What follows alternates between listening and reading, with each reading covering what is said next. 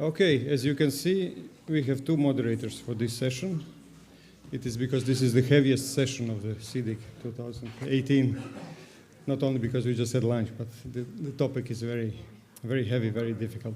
So my co-moderator is Marta Capello Gaspar. She was a representative of Portugal in the Council of Europe for Telecoms and Information Society.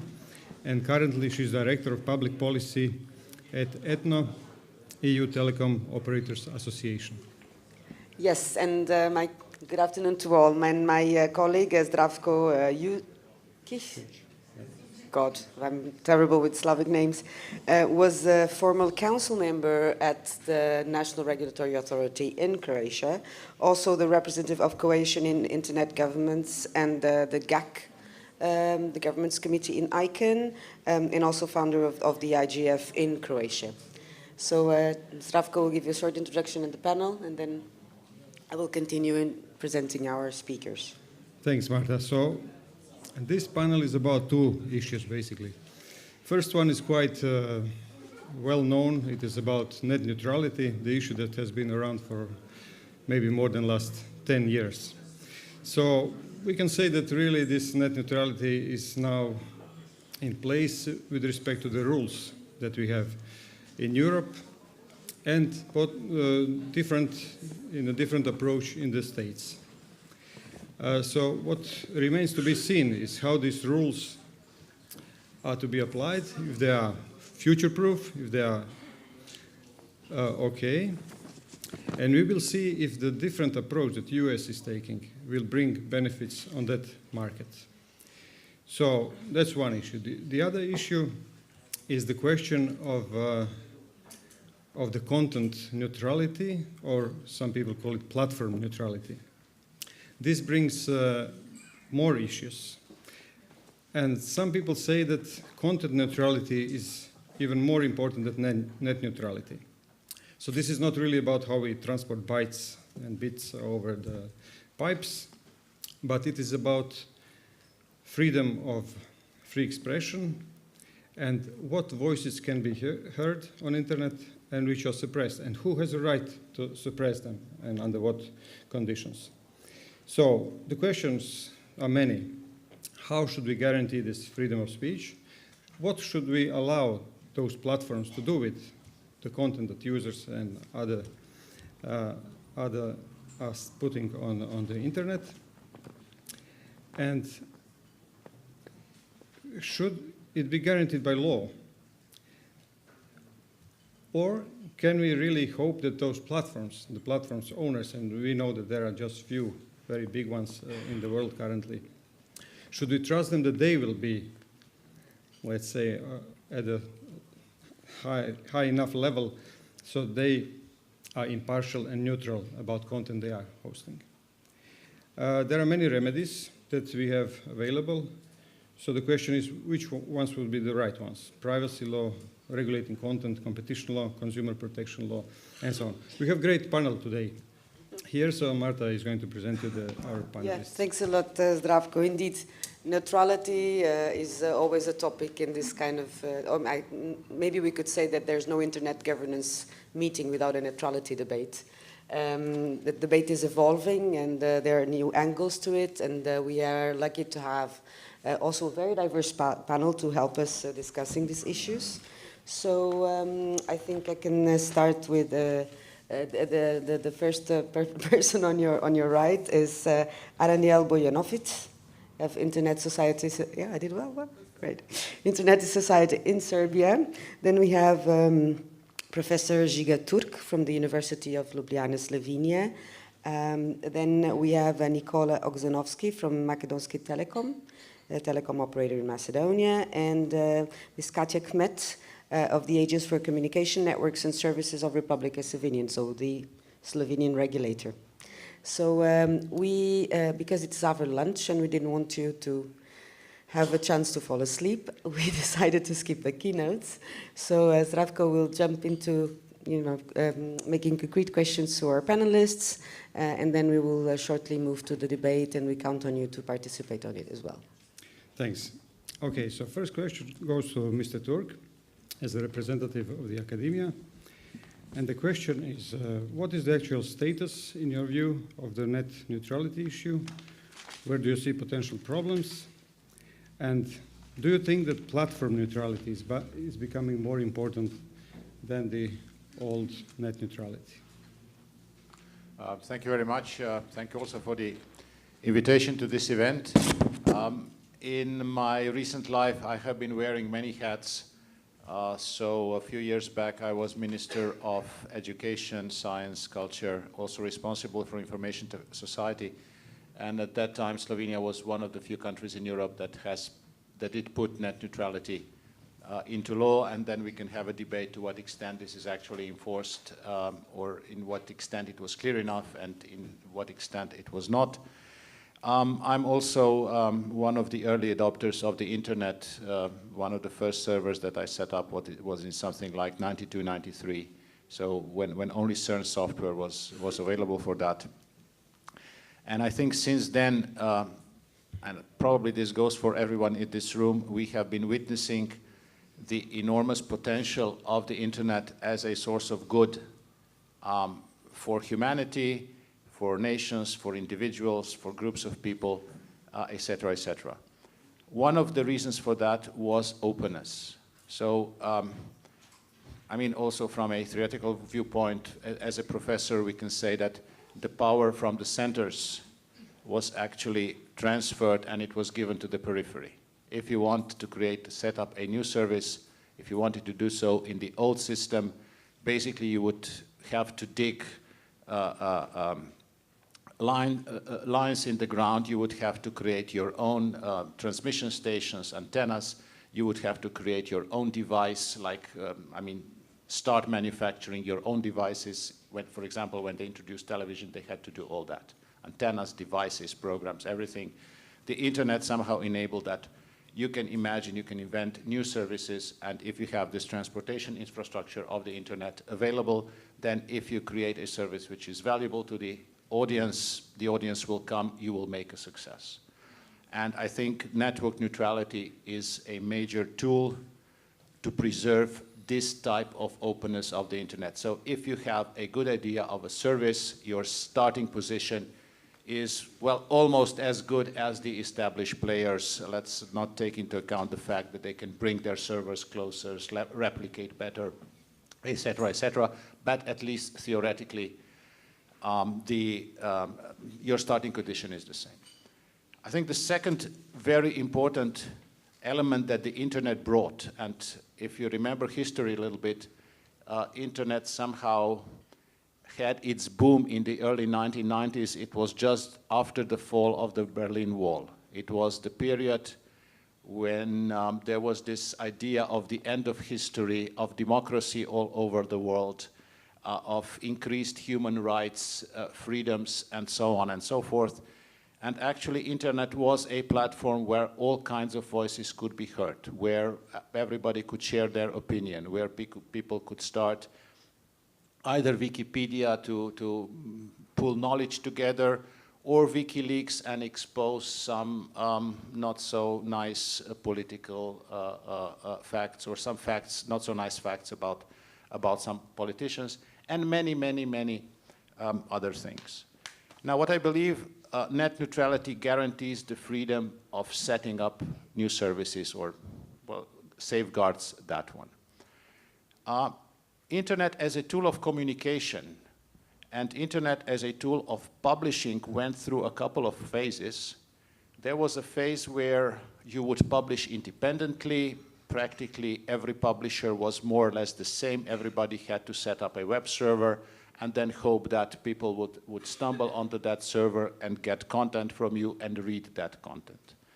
In the recent year, there is a different pattern. There are a couple of platforms or integrators through which a lot of the traffic, also to independent websites, is going, and also to individual opinions. So these platforms are becoming a kind of potential filter of what kind of ideas get presence, get attention, and attention is the currency today. It's not just the freedom that you can bury your idea somewhere, but will it get attention or not?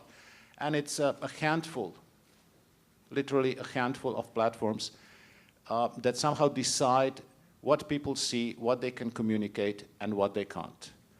So if network neutrality is about equal treatment of, let's say, YouTube, Netflix, and Pirate Bay, if you want, then what I would say, content neutrality is equal treatment of two different YouTube videos. One that says something that a part of the population likes and the other part hates, and the other where it is vice versa. And I think to safeguard an open competition of ideas in a society where nobody has the predetermined knowledge of which ideas are good and which are bad, but that the quality and the correctness is established through confrontation, we should somehow be worried about the power of the platforms to select what they choose to put to the top and what they choose to suppress. A practical example, a lot of you is using Facebook. If you look at your Facebook page, or the statistics would tell you that a typical Facebook user is exposed to 10% of the content that theoretically should go his way, based on friendship, based on following, and these kinds of things. Not that Facebook would be filtering that. It's all down below the first page. But users tend to go down, see, browse the 10%.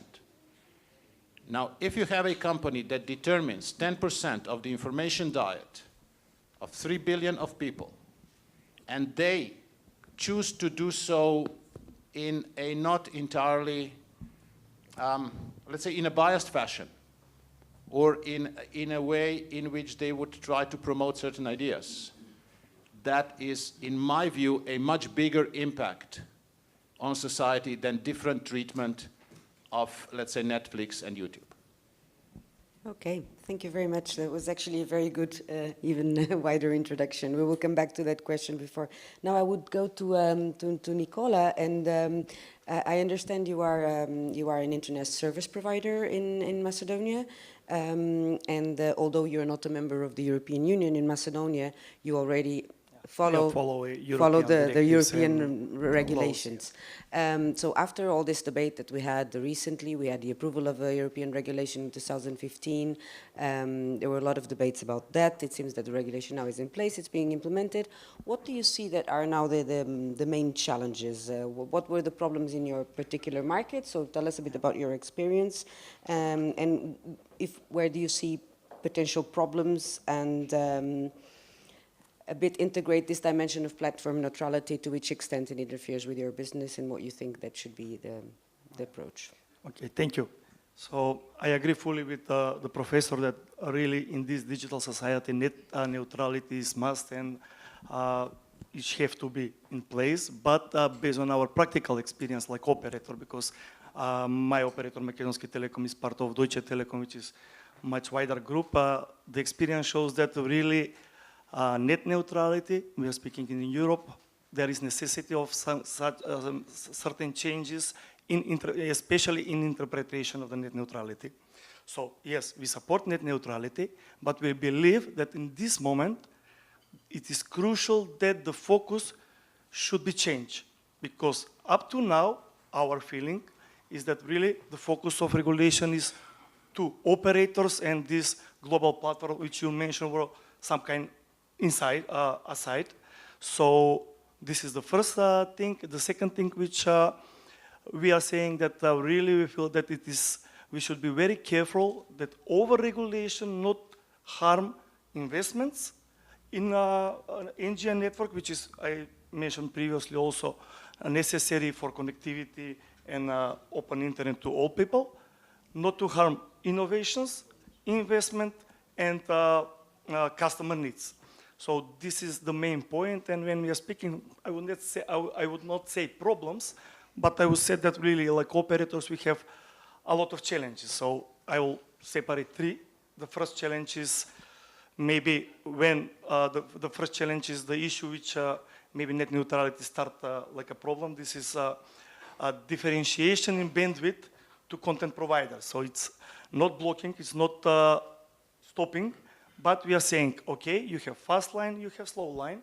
I know that there is a lot of debate, but at the end of the day, we really believe that we should satisfy different needs for different customers, whether it's customers like end customers, whether it's customers like content providers. So this is one of the main challenges because, like Professor said and you said, this is allowed to Google and Facebook. Because when we see Google ads, when we saw Facebook sponsor, yeah, they have fast line, they have slow line. For the operators, it's not allowed, and it is necessary. Why? Because especially now with the 5G investment and employment, there is really necessity for new services with really high quality. We are speaking for low latency, zero outage, and everything else, where we should, for certain services, provide really high quality. For certain services, only start on quality. So that is why we are asking for this differentiation. Again, not discrimination, but value for money, everything else. The second thing which operators today's challenge is limitation in developing different retail products to end customers. When we are speaking for this, I'm saying that yes, today there is really different consumers groups from one side, and we have to offer different products to that groups. Similar, the most popular case in Europe today is this zero rating, which many operators launch in practice. But I don't know, maybe short introduction of what is zero rating. So you have tariff plans for, I don't know, 10 euros, including 5 giga. But like add-on, you will have possibility for a separate category of application. Let's say videos, for a certain amount of money, let's say 5 euros, to have unlimited mobile data. So it is really, we believe, it's really for the benefits for the consumers. It is their choice on the standard tariff plans to have additional package with zero rating for separate category of application. Again, I'm not saying that I will favorite some application. It is category-based application. For example, we have packages like, okay, you have videos, and there is separate terms and conditions where each application which will fulfill criteria are approved by the regulator to introduce, and this is really, we find this limitation also. And the third one, not to go in details, maybe after that we can discuss. The third main challenge is equal treatment on all players on the market. So from one side is operators over-regulated, from the other are platforms. Now it's open regulation for them. Over the top players and everything else where we don't have information whether national regulatory authorities are checking terms and conditions for OTT players and global platforms. And from the other side, really, we are trying to invest from one side, but we are overly regulated from the other side. So we have many things to discuss, but maybe after that, because most probably we'll have different opinions. Yes, thanks very much, Nicola, for these explanations. I was also personally a member of the BEREC expert working group on net neutrality, so I remember very well that we always try to make rules that are principle-based, not to limit new innovations on the business side as well. So next question goes to a representative from the NRA in Slovenia, to Katja Kmet. So how would you compare the European and the American approach to the regulation of net neutrality? By this I mean to the new American approach. And do you think that the European approach is future-proof? As we know, Slovenia had a very strict approach to net neutrality in the past, together with the Netherlands. And what is the position today? Do you have any problems? How do you look at the zero rating offers? Thank you, the organizer, for inviting me to this panel. US approach. We will see what will happen with the US approach. As you might know, Senate has already voted against the new decision, so maybe it will again go back to the 2015 regulation. I mean, the after 2015 regulation. But okay, as you see, the American approach is, you would say, more like light touch framework. It's more, you would say, it leaves the FCC to react only when there is an uncompetitive or unfair or deceived practice in place. In the opposite side, there is this European approach where we see internet more like, I would say, public utility, and it's also like a more public utility style regulation. So in Europe, we have clear rules about traffic management, about discrimination of traffic prohibition. We have a lot of end users' rights related to the internet access services. Well, working for NRA and being a part of the whole BERA group, I should say that this kind of regulation is better for the whole internet, is better for end users. But if you ask me if this is a future-proof, I don't know if I'll be able to answer this question, because I don't think that there is anyone who could answer clearly to the question. I hope this will be the main point of today's debate. Of course, technology is evolving, the new services are coming, and this is why also the European Commission and the BEREC this year started with sort of a revision of the regulation and the BEREC, the guidelines. I don't know if you're familiar, but the public consultation with BEREC was just finished a few weeks ago. So all the stakeholders could actually give their comments and suggestions for changes in the near future.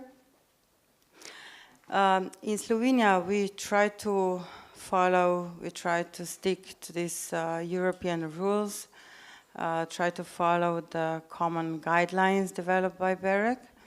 And yes, it's true, in Slovenia we had a net neutrality law in place already before TSM adoption. And we also adopted a few decisions in supervision procedures against 4 major ISPs, mobile ISPs.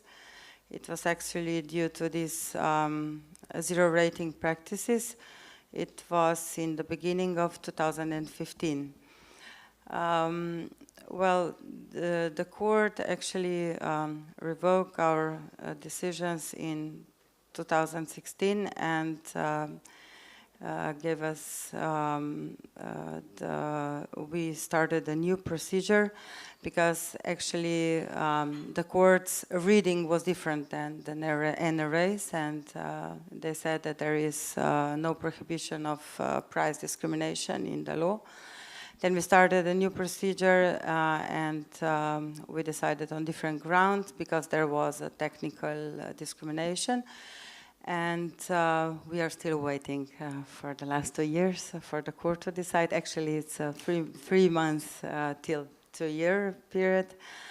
But in meantime, from when TSM got adopted till now, also many other NRAs decided same way. So far, I think that in Europe, no ISP is offering zero-rated practice in a way that the traffic that is not that is included in the data cap is being throttled after the data cap is reached, and the zero-rated traffic is still not throttled. So this is, I would say, this was the first thing that all the NRAs. It was quite, let's say, it was quite an easy decision for the NRAs, but the rest of the different types of commercial practices are quite difficult to implement because the rules are really not so clear, and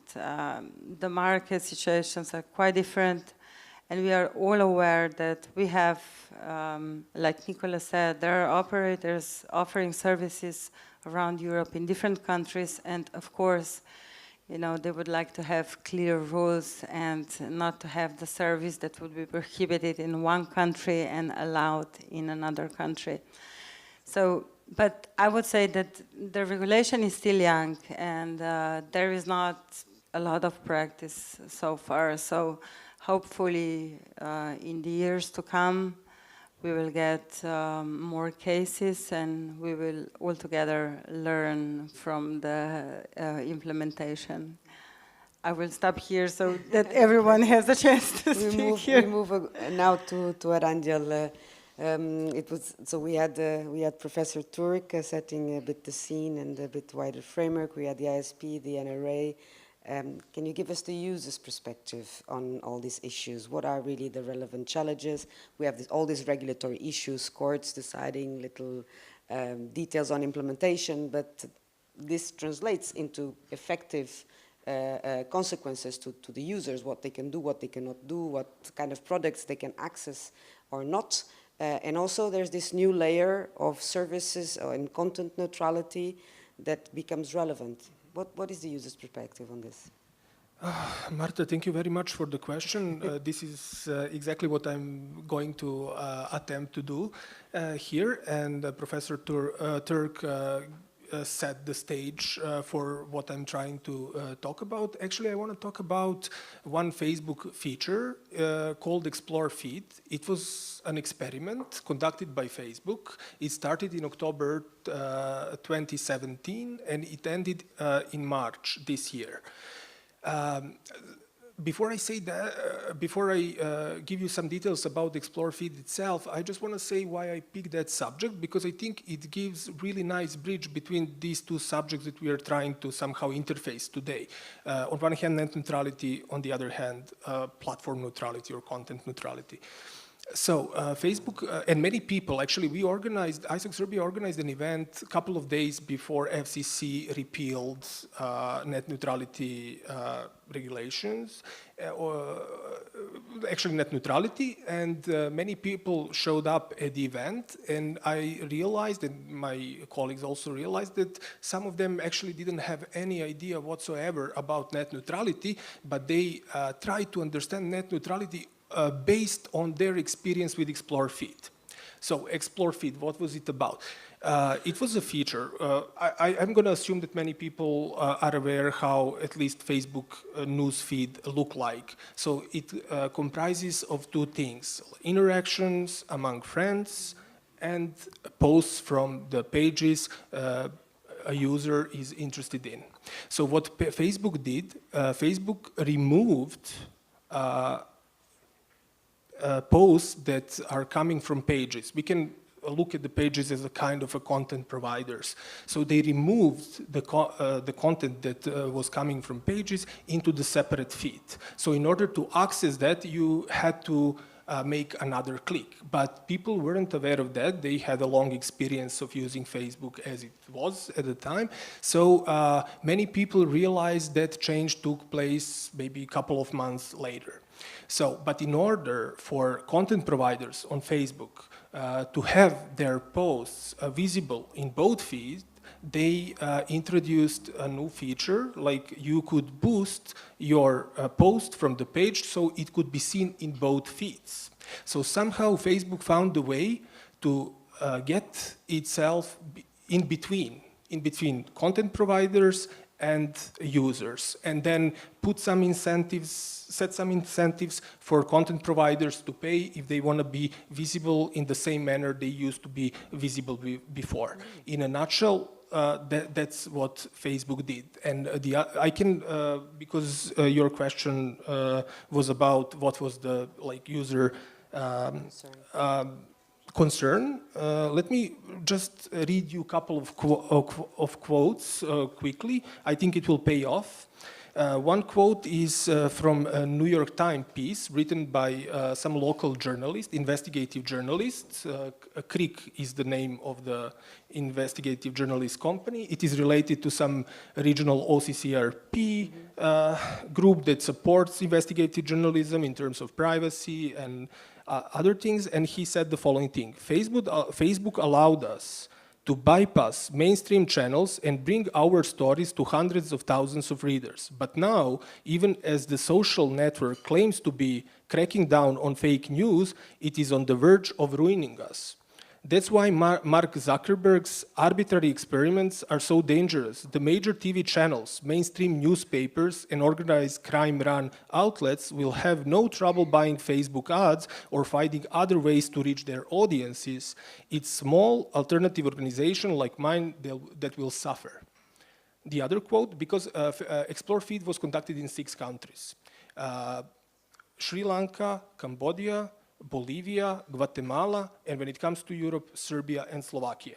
So another post. Last week, Facebook page, also written with some media outlet. Last week, Facebook page in Slovakia reached 2/3 less users, while 60 largest media pages in that country reported 4 times less engagement, likes, shares, comments than before. The results are similar in Guatemala and Cambodia. However, the biggest media pages, those whose websites have a regular visit, that have a large online readership and who already invest in marketing, partially improve their Facebook engagement, unlike smaller media organizations. Similar analysis for Serbia is not yet available, but we can say that Machina's Facebook page had 58% less reach and 72% less interaction last week. So, as Professor Turk said, so this is the contribution to platform neutrality, but it somehow resembles people's worries about net neutrality as well, because people are somehow worried that they will have to deal with a gatekeeper and that some independent production will be somehow, that inequality will be even more striking in terms of access. And yeah. Yeah, very helpful. I don't know if you have anything to react. I know, Professor Turk, maybe it seems that the issues are more or less identified. Would you spoke about the need maybe to have some measure? Is like transparency enough, general competition law?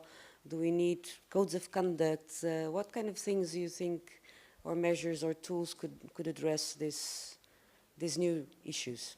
Yeah, this last presentation was actually a very nice, I think, illustration of the non-content neutral provision of a service, while I was a little bit more worried about the negative non-neutrality. This is an example of a positive non-neutrality, so they are trying to push something harder.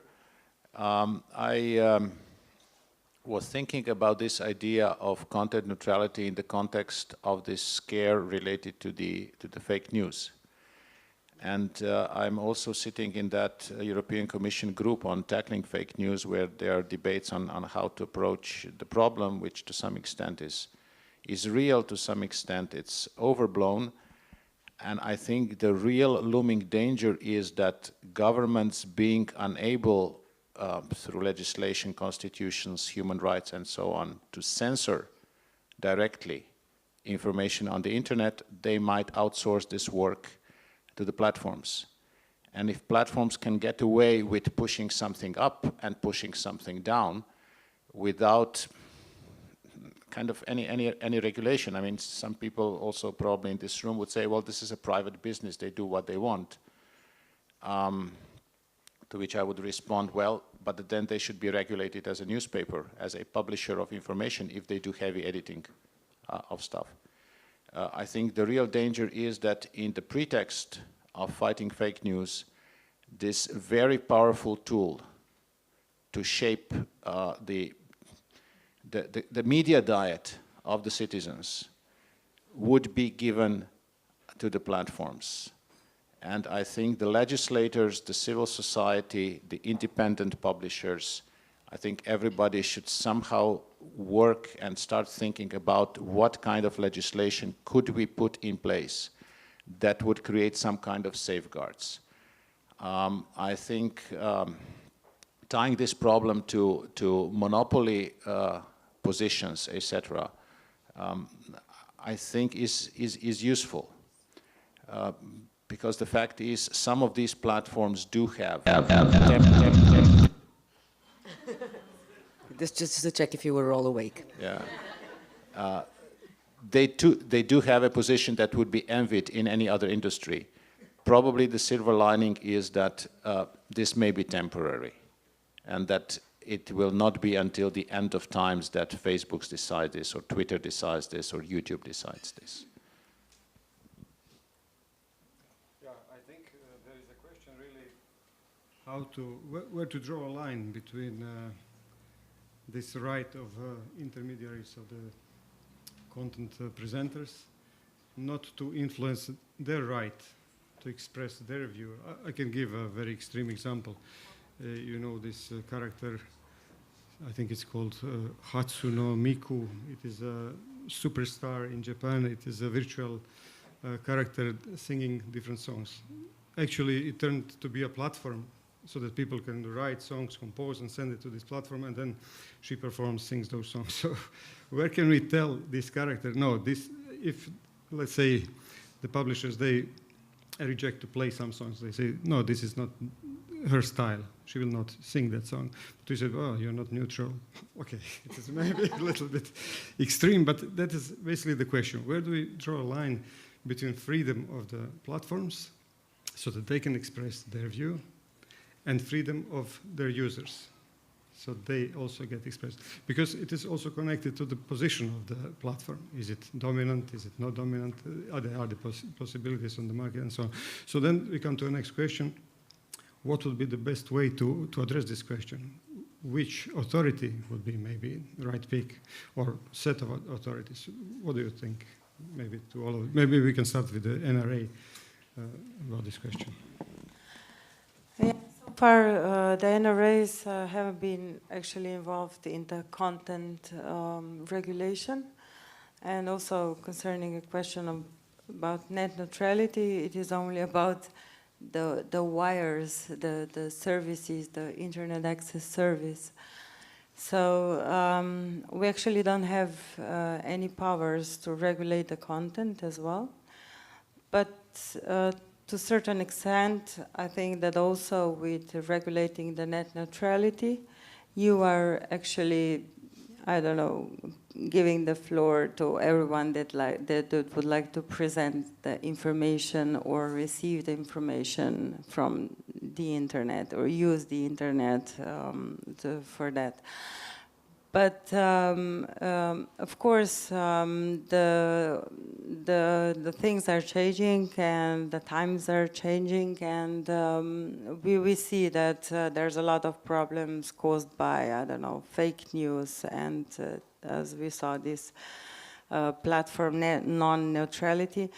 And this will be maybe the challenge for, I would say, more than one regulator. It would, I think, need cooperation between different authorities.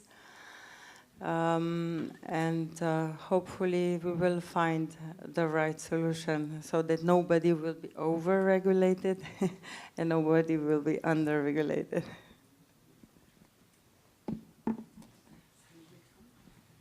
Okay, from operators' perspective, definitely we believe that national regulatory authorities, together with National Directorate for Personal Data Protection, should be more active analyzing global platforms. What could be the solution? Like I said before, maybe for the start, terms and conditions of this global platform should be checked whether they are compliant with European directive and national legislation. The second one is that really they should submit, like operators, certain data in order to see what is their operation and how they are doing. So in that way, I believe that at least there should be some kind of balance in order European regulators to have overview what is happening there. Thank you. Aranda, yeah, please, go ahead. I will just quickly add something that, of course, this is a really good idea, but first you have to have the powers to do that. So, Yeah, so the far competences. NRAs don't have the powers to check the general terms and conditions for the platforms. Yeah. But as you all know, there is a European Electronic Communication Code coming up, hopefully soon, and it will bring a lot of changes also to electronic communication world with at least some sort of OTT providers regulation and so on. But first, it has to happen. It needs to be agreed. I agree Yeah. that, for example, in Macedonia, we have a certain case when really we saw that one platform, or let's say over-the-top layer, breach national law, but really national regulatory authority has no right to act it, and this is the main precondition in order regulators to have the So a lot of right. bureaucratic issues to be solved yet. Rania, do you have any comment to this before we go to the audience? I don't have any practical proposal because, as we heard, it depends on what kind of power do we have on our disposal and who are we to regulate these things. When I say who are we need to have some kind of civil movement in order to put some pressure to protect some features of public sphere, because maybe public sphere needs to be regulated. But what I think it is in tune with this event, we also, I think, need to explore what is the relation between zero-rated apps and fake news, because I assume all of you are aware that in Global South, during like political campaigns, many people would be exposed because they have like zero-rated Facebook. Many people would be exposed only to the titles, so they cannot click through and check for themselves and decide whether that article is authentic or not. And so this is also something to be considered if we want to look at these two issues somehow together. So this is my contribution. Interesting. Can I ask, actually in the beginning I just missed to introduce our online moderator, Alexandrina, sorry. Do we have any comments from the online audience? No. Okay. So I would turn to the audience then. Are there any questions you would like to ask our panelists? They were so clear. Right in the back. I'm going to give you the mic.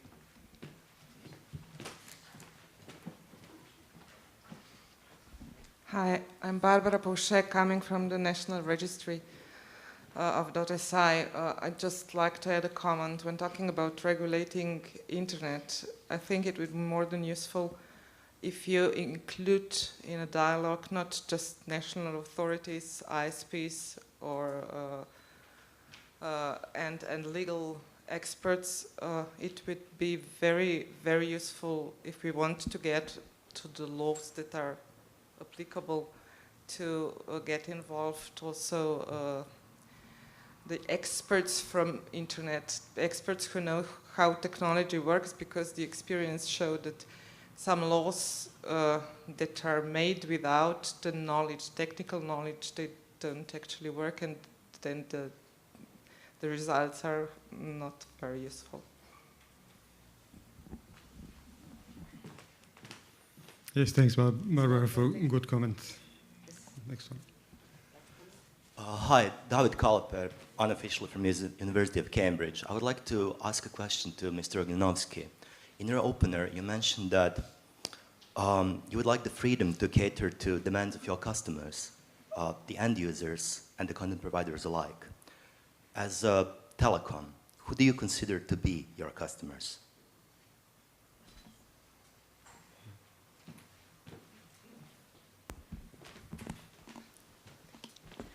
Nicola, you want to react on The this? question was, who are our customers, like telecoms? Yeah. Who do you consider to be your customers?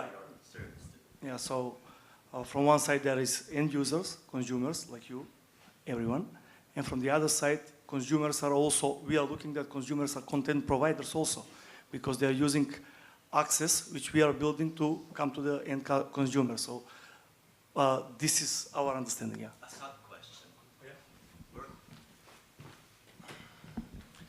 Was it historically the case, or is it the case as of right now, that your direct customers, in the sense of a form of contract and payment, were both end users and platform providers, or on the other hand, you would like to make platform providers or content providers your customers, which are not allowed to do so right now? Yeah, you're right. This is a new moment here, and definitely now the overall situation is that now the content provider are our new customers. Yeah. Yeah. So if you'd like to expand your paying customer base to content providers, whereas your traditional customers were only end users, how is this not imposing a racket? Yeah, okay. No, okay, yeah, the overall issue is that to have connectivity in overall ecosystem for internet and internet to be open for all, there should be investment in NGN network and access. So yeah, so the question is who will build this one? And of course, based on some researches, 80%, above 80% of overall investment, which are counting on hundreds of millions euros, are operators, like private investors. So now the question is coming, okay, investors, operators are investing in NGN networks, and you know, there is a million of content providers which want to come to the end customers. And the question is, okay, but we should somehow manage and optimize the network based on the different needs of the end customers. You know, someone like video and streaming, they want high quality, the other one standard quality. So this is one of the challenges which we are facing at the moment, really. So managing and optimizing the access, which is unfortunately limited. I don't know whether Can I jump in with maybe one example for this case? It is the stream-on case. So the operators is offering a service to the end user, where end user can pay a certain amount, and then his traffic will be reduced, traffic speed will be reduced, but it will not count in the data volume. So, because the end user's case is clear, he's using that on his small device, so the quality of the picture is not so important, so he would accept it. On the other side, operators would save resources in the network, and on the third side, everybody can come into this offer. So all content providers can come in, sign a contract with the operator. So it seems like all three key sides are winning in this case. Operator is saving his resources, user is getting service for little amount but unlimited, and content providers are absolutely equal. There is no discrimination, everybody can come in and be part of this game.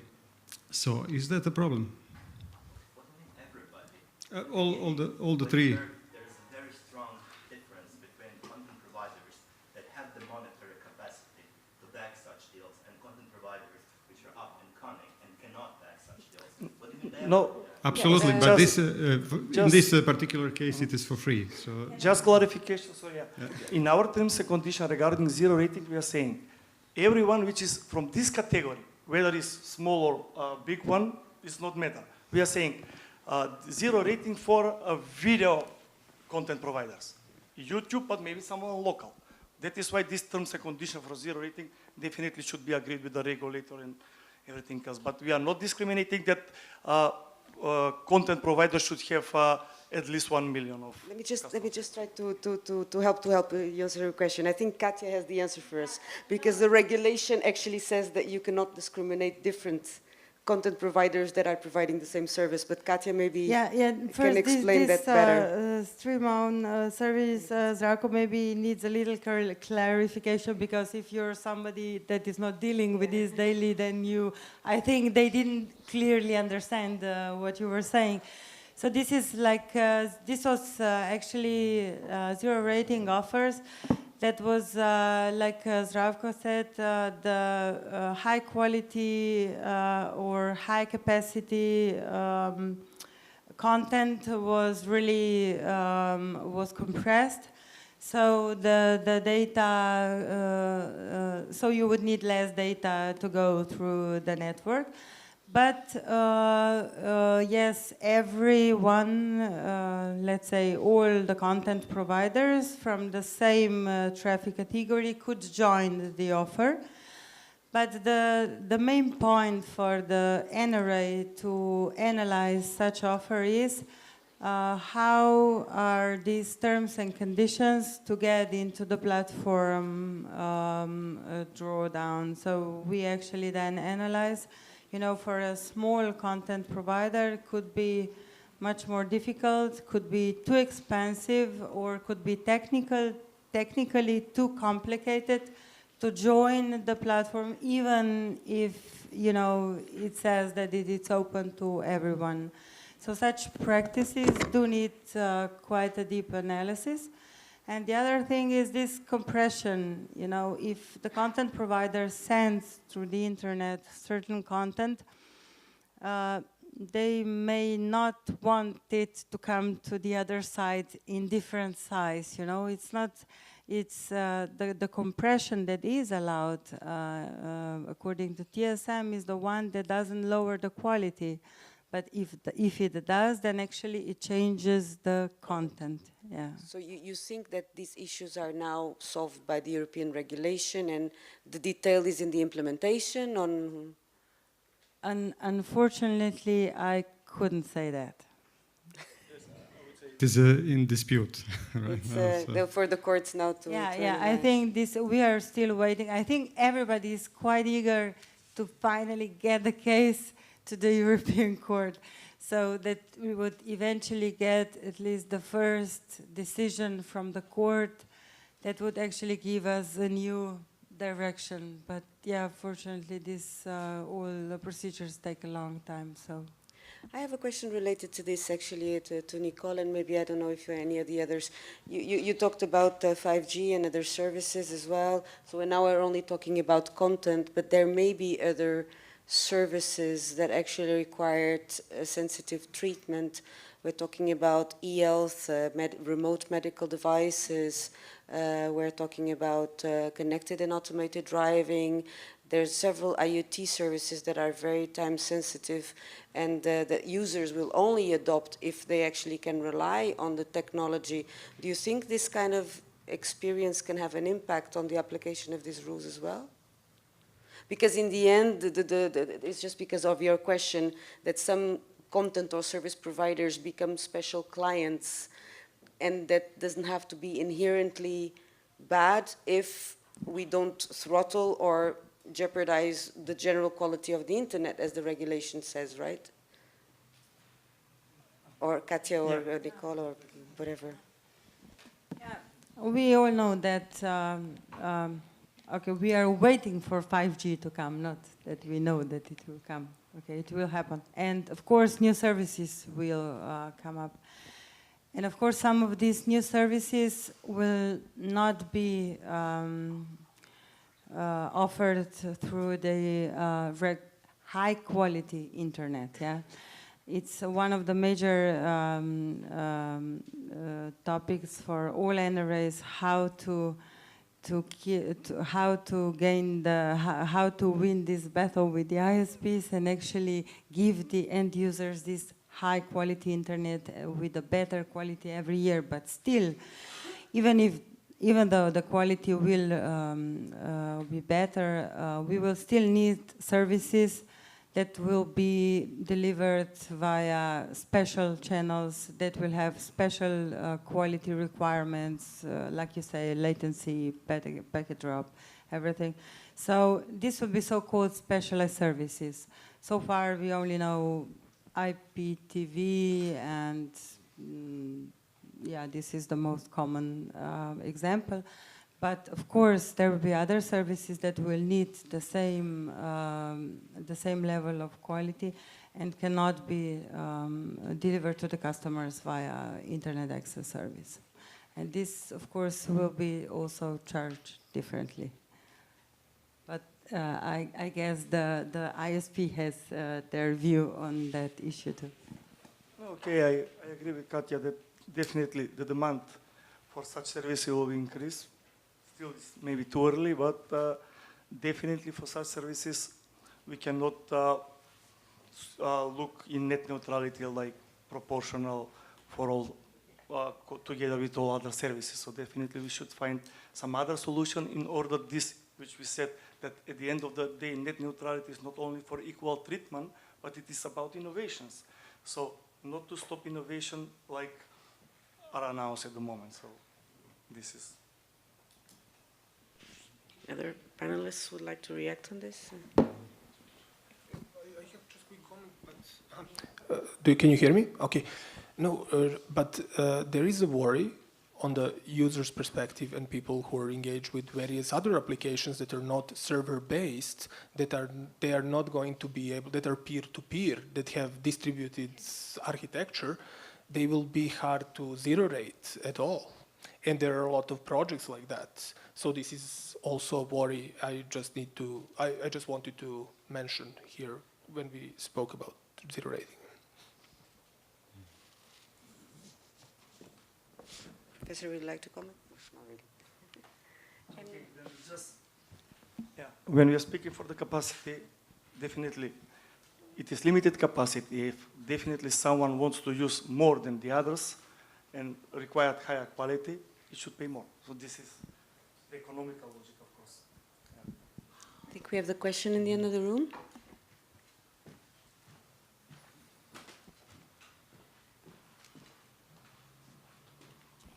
Thank you.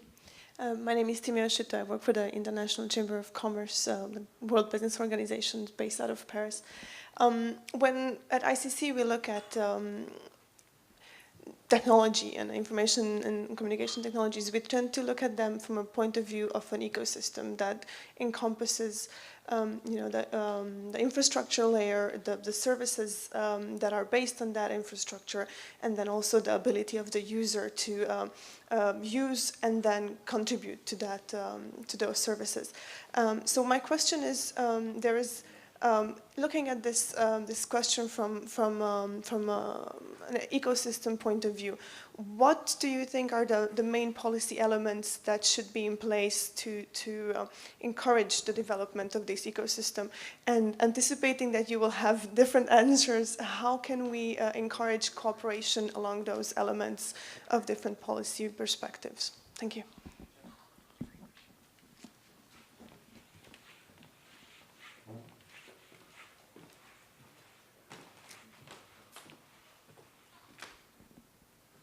Any of the panelists would like to address? Professor, maybe? Some more policy question.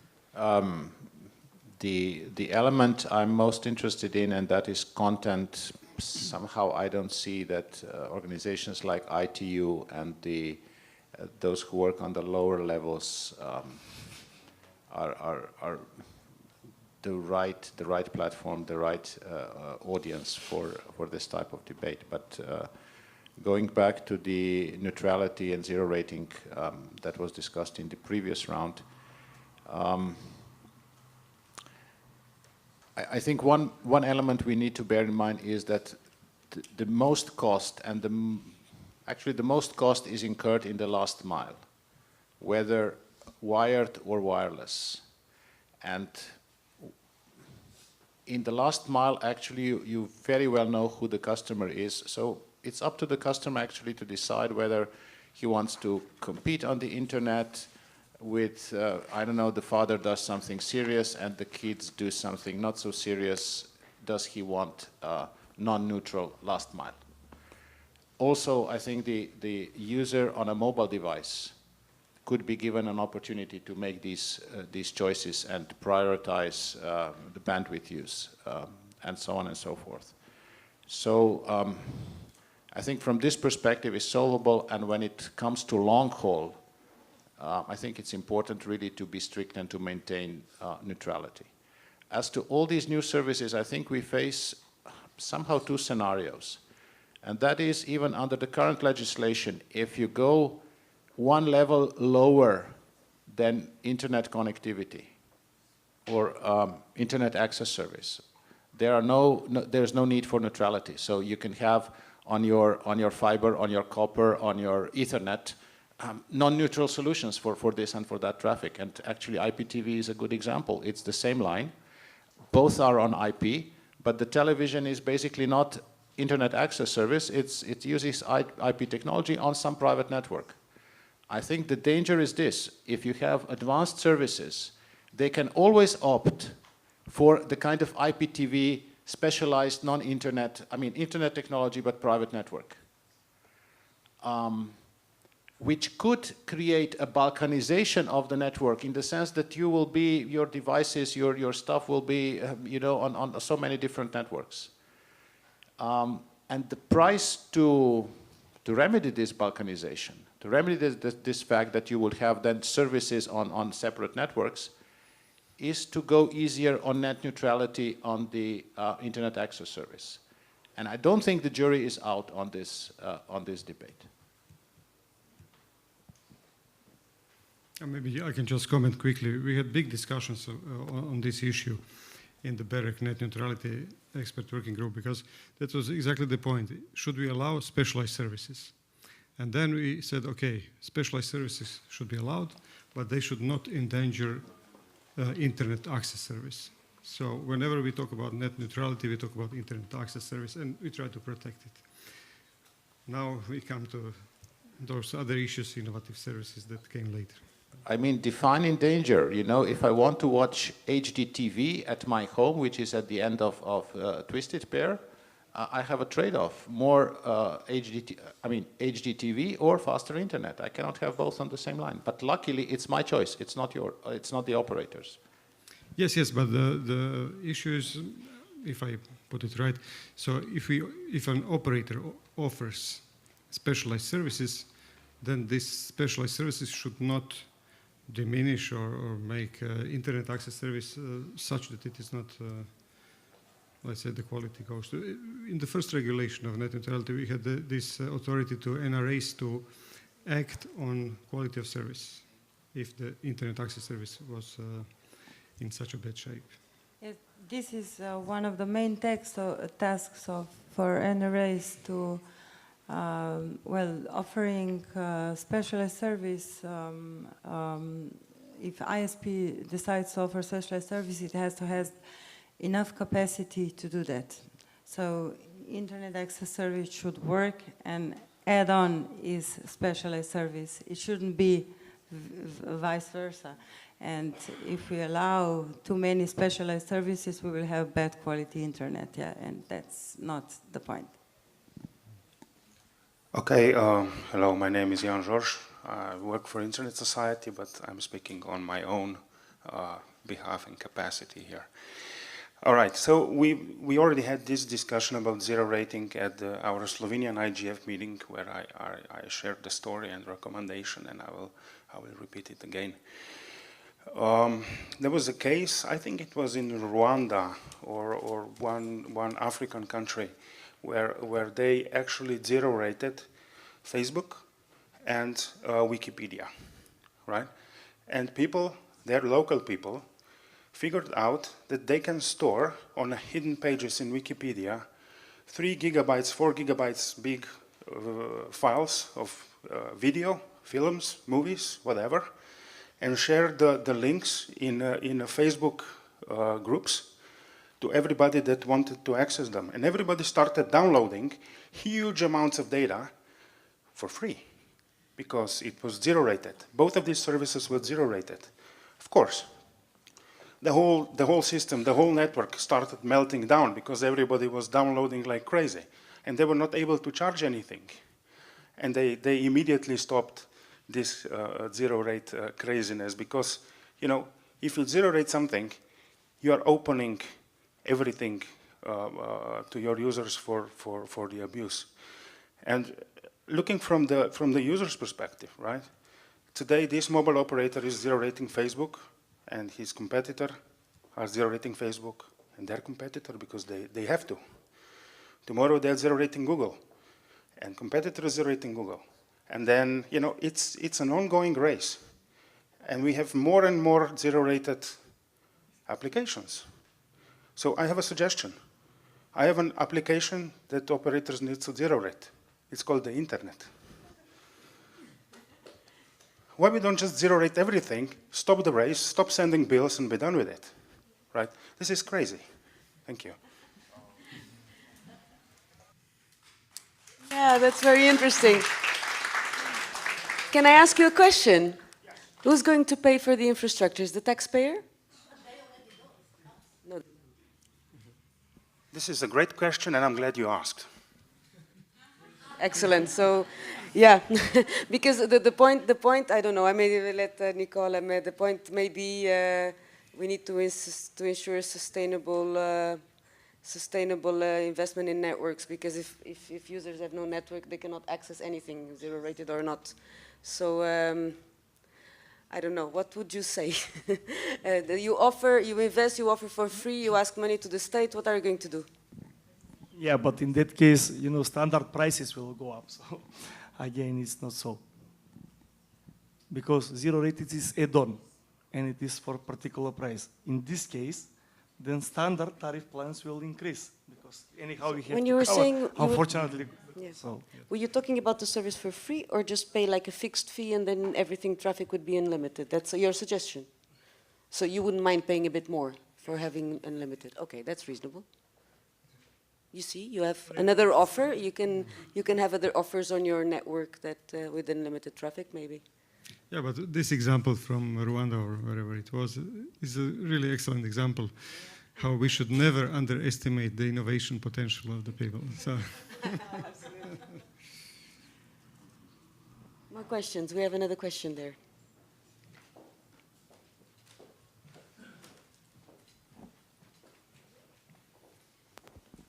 Thank you. Vladimir Radunovic, Diplo Foundation. Excellent discussion. Thank you for this. Building up on this question about who's paying, well, I have a question for a telecom provider, and seriously, I'm not sure how it works. If you provide a zero rating service, do you actually, let's say, Facebook, or whatever, do you actually get money as a telecom provider from Facebook for that? Or it's just a marketing thing? I suppose it's a marketing thing, but you'll respond to that. If it is a marketing, then I think this actually would work, what Jan suggests. The second thing is that we already do pay for the internet, so the economic model is there. Whether it's a right one or not, that's a good question. Maybe the whole economic model needs to change, that there is no pay and all you can eat, that it needs to go as any kind of a service like water and so on. As much as you spend, you pay. Probably the economic model or flat rate is not the optimal one anymore, and I wonder, what do you think about it? And the last comment is, all the sort of discrimination or privatization, whether it's on telecom level or platform level, comes from some sort of a bias introduced by the providers of platform or service, whether it's a technical bias because they want to assure the quality, which we all agree, whether it's the economic bias because they want to ensure more revenue, which is sometimes legitimate, whether it's a political bias because of political influence to change the content or whatever, which probably we wouldn't agree. Now, my suggestion is that whenever we discuss this, we actually look into the effects. It's always useful to go into details of what's happening on level of discrimination, but I think what Aranja was trying to point out also is whatever you do, and I think it's in the mutual interest of all of us to have a more knowledgeable, informed society, that we look into effects. So whatever you decide to do with a new business model, how does that particularly affect the end users? Can they actually be able to access everything? Because if they can't, that can shape the society in the wrong way. So I think it's a common responsibility and falls under responsibility of the private sector as well. Thank you. It's okay. Just to answer on the first question, we are not charged for Facebook or any application which is part of the zero rating. It's more marketing or answering of consumers' interests and habits. So from that point of view, we don't make money at the moment. Who knows how we'll go on in the next. And definitely, you know, we need options. When we are speaking for the zero rating, at the end, consumers have the choice. Why? Because they have standard offer and they have add-on if they wanted to have zero rating. In the debate with NRAs, we try to say, because zero rating is less expensive for the consumers, we want to decrease the quality. So to be of some kind of SD quality for the videos, not to be high, but at the end of the day, there is different kind of consumers segments, and someone will decide to go on the zero rate with lower quality, but someone have the choice again for the better quality and on standard on the standard offer. Unfortunately, regulators in Europe, they don't accept this. But really, if you ask me, we don't limit the options. We are adding one more option for the consumers which maybe want to use this on the lower level and lower price. You know, we are offering some affordable prices for certain applications. This is my understanding, and really, I don't see that it is discrimination. It is just another option. Okay, thanks very much. I think we should now go to because the time is running out, so we should maybe look at based on this discussion so far, I would like to ask all the panelists to come up with maybe just one short message that you would like that SEEDIG sends out from this session. If you can, it can be a message, it can be an opinion, statement, whatever. Thanks. Really short. Speak about net neutrality, speak about platform neutrality, and also about fake news, please. So, okay. I will say that, yes, definitely, net neutrality is must and should be equal treatment and non-discrimination. And just to be careful that not over-regulation to harm the customer's needs and future innovation services. So this would be.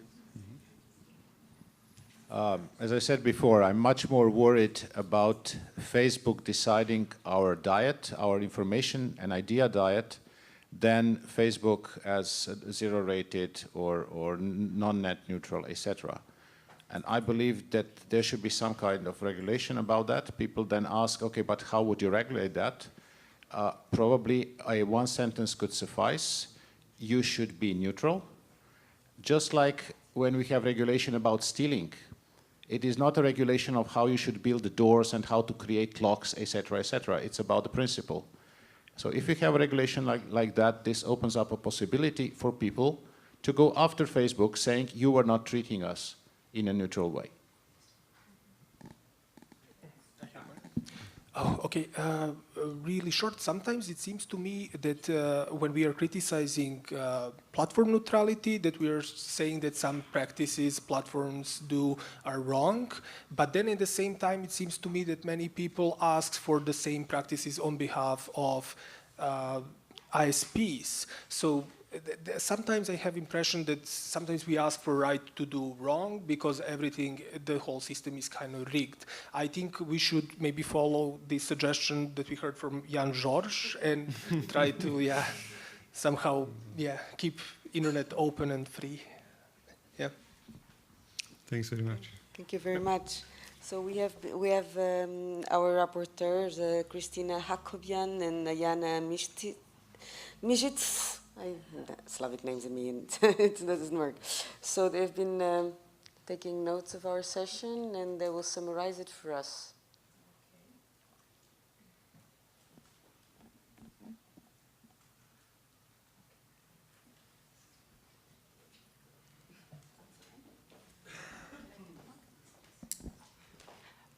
Hello, again it's me, Kristina Hakobian. So, we write out the following key messages. Openness is the remedy for the network and platform neutrality. The power of the authority is to keep the internet open for everybody. It's okay. Yes or no? Okay, thank you. The next one, multiplicity of actors are needed for finding balanced remedies. Over and under regulation shouldn't harm investment, innovation, and customer needs. Regulation should be principles-based. Yes or no? Thank you. NRAs should be more active to checking the platforms, balancing the content, having a power to check the terms and conditions of the platforms. Yes or no? Mostly yes. No? Yeah, okay, thank you.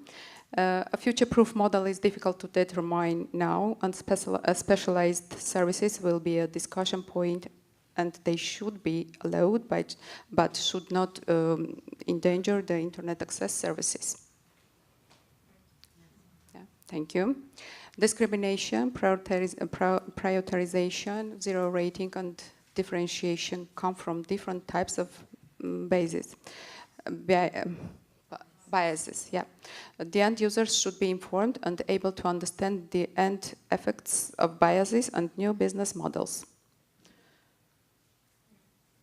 Yes, thank you very much. I'm sorry to staying back. Excellent, Christina. Thank you very much. I don't know, Zdravko, would like to thank your panelists and Yes, wrap just to up, thank the panelists and the great audience with many questions today. Thanks very much. Thank you.